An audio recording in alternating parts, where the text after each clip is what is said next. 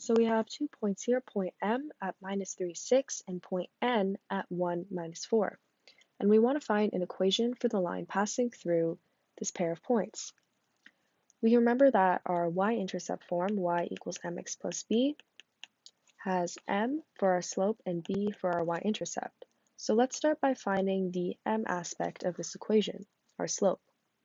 We can recall that m is rise, which is difference in y, over run, which is difference in x, which can be rewritten as y2 minus y1 over x2 minus x1. Let's use m as our y2 and x2 values and n as our y1 and x1 values. That's going to be 6 minus 4 and -3 minus 1. 6 minus 4 is the same thing as 6 plus 4. So that's going to be 10.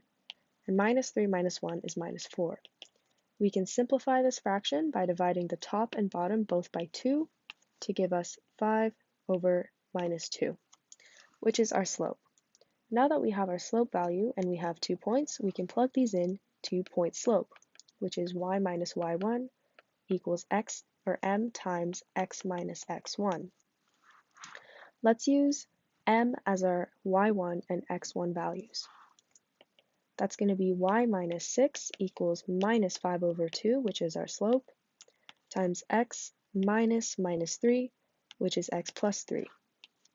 Let's open up this bracket and distribute the terms inside.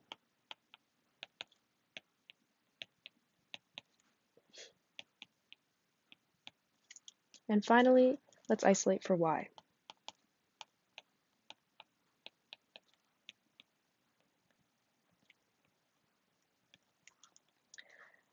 Before we add our two constants on this side, we need to find a common denominator. So let's find a common denominator of 2.